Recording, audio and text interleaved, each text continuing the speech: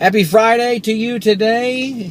It is Friday before an awesome weekend, because every weekend is awesome in my book.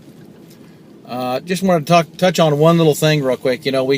I mentioned yesterday briefly about this whole Paula Deen thing and Aaron Hernandez thing. Paula Deen using racially charged comments at her and all of her business dealings, apparently, as well as this Aaron Hernandez, pro NFL football player, who basically committed murder, or it appears that way at least. And as I look at the Paula Deen whole thing, and while I think it may be a little aggressive what's going on against her, it is what it is. One of the things that I wanted to bring up this morning, I'm actually parked in the parking lot this morning, not driving down the road, is a verse I recently reviewed with students, and it's really spoke to me, and it's in Proverbs 13:20, written by the wisest man ever, King Solomon. And it's something like this: walk with the wise and become wise, and a companion of fools suffers harm. So what it's doing is it's actually saying that if you walk with the wise, you will become wise, kind of like it's a promise. And there's a warning that if you hang out with fools, you're going to suffer some major harm, or at least harm.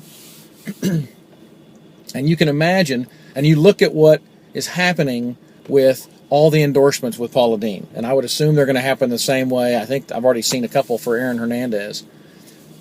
These people that were endorsing this professional football player and this high-profile, self-made person out of southern United States, Paula Deen, they're all playing this whole role of collateral. They're trying to save face and really see if they can conserve collateral damage they might have from being associated with this person who appears to be a fool, saying things they shouldn't say, or doing things, murder, that they shouldn't do.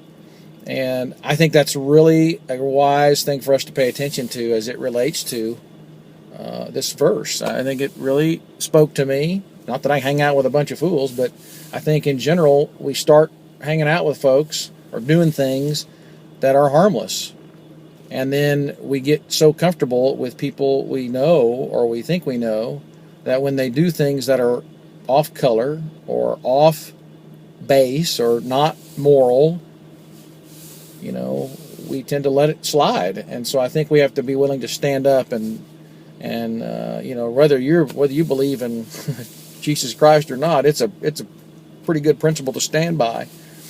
That if you hang out with wise people, you're going to be wise, and if you hang out with fools, you're going to have some problems.